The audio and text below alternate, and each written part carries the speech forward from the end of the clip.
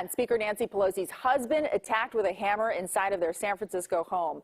Paul Pelosi is recovering tonight. He had skull surgery after he was badly hurt in that attack this morning.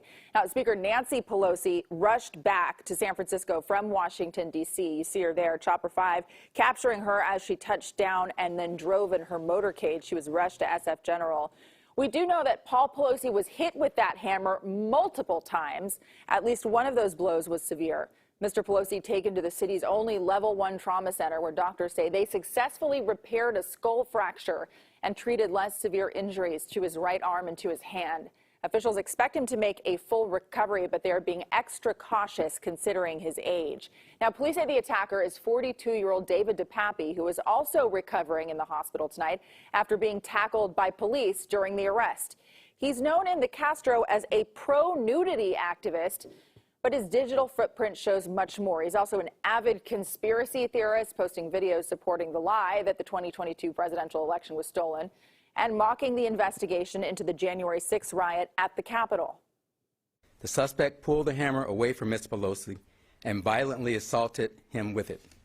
Our officers immediately tackled the suspect, disarmed him, took him into custody, requested emergency backup, and rendered medical aid. The motive for this attack is still being determined. San Francisco District Attorney Brooke Jenkins is expected to file multiple felony charges against DePappy, including attempted murder, assault with a deadly weapon, burglary, and elder abuse. And that suspect is no stranger to Bay Area politicians, having run-ins with several of them over the years, including State Senator Scott Wiener. KPIX5's Betty Yu spoke to Scott Wiener today about his run-in with him in the Castro. She joins us live from Speaker Pelosi's house with more information on that. Betty? Sarah, just to give you an idea of how things look out here at this hour, as you can see over my shoulder, there's a police cruiser parked right outside the Pelosi home. Now, tonight we're learning much more about the suspect arrested in this violent attack. Heartbroken. I've known Paul for a long time. I was actually this past Sunday at an event with him. We were sitting next to each other and having a nice conversation. He's just a lovely, wonderful person, and just imagine the terror. State Senator Scott Wiener said the attack on Paul Pelosi is the direct result of toxic right-wing rhetoric and incitement against the Speaker and so many other progressive leaders. I get regular death threats, and Speaker Pelosi gets even more. David DePappy was known as a pro-nudity activist. I believe he was involved in some of the protests against anti-public nudity legislation that we did in San Francisco about a decade ago.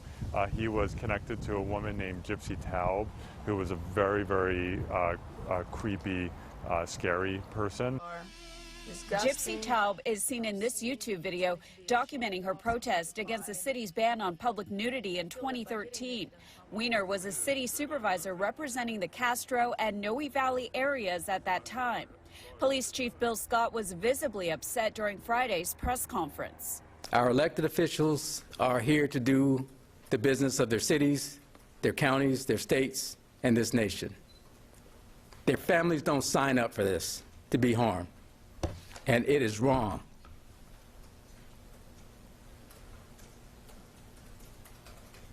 And everybody should be disgusted about what happened this morning. Patrick Conti often walks his dog in Pelosi's neighborhood. This was obviously a targeted attack, and they were looking for Speaker Pelosi.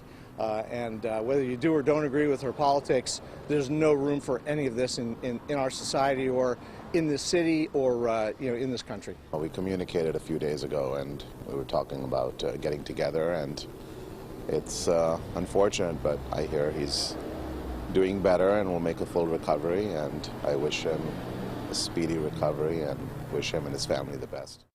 You know, Betty, this was a question I think on a lot of people's minds in the newsroom. How did this happen? And did the neighbors give you a sense of what the security is like at the Pelosi's house usually? Well, neighbors tell me that when the Speaker is in town, there's visibly more security around, including Secret Service agents, but she's not in town often. And so this is why we didn't see a lot of security prior to this event. Obviously, the police cruiser is here now, and we know at the time of the attack, the Speaker was in D.C. Sarah? All right, Betty, you have to imagine that security is going to be stepped up there now and at a lot of houses because of this. Thank you for that report.